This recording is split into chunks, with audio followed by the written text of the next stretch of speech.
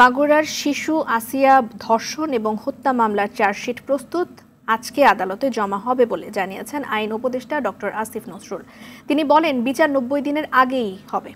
সকালে সচিবালয়ে সমসাময়িক বিষয়ে সংবাদ সম্মেলনে এসব কথা বলেন তিনি।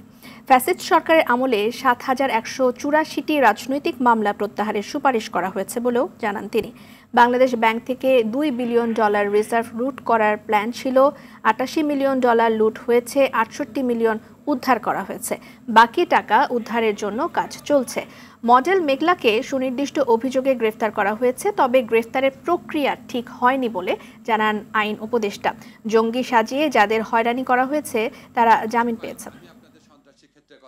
মাগুরার যে চাঞ্চল্যকর আমাদের যে সন্তান আসিয়ার যে শিশু ধর্ষণ ঘটনা ঘটেছিল, এটা পুলিশের ইতিমধ্যে চার্জশিট প্রস্তুত করেছে। চার্জশিট দাখিল করার পর ৯০ দিনের মধ্যে বিচার কাজ সম্পন্ন করতে হবে। বাংলাদেশ ব্যাংকে কিন্তু আসলে $২ বিলিয়ন এখান থেকে চুরি করার, লুট করার প্ল্যান ছিল।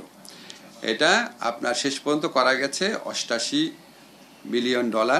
তার মধ্যে $৬৬ মিলিয়ন আমরা এখনো উদ্ধার করতে পারি নাই, বাকিটা উদ্ধার হয়েছে। রাজনৈতিকভাবে হয়রানিমূলক যে মামলা হয়েছে ফ্যাসিস্ট সরকারের আমলে, তার মধ্যে এ পর্যন্ত ৭,১৮৪টি মামলা আইন মন্ত্রণালয় থেকে প্রত্যাহারের সুপারিশ করা হয়েছে।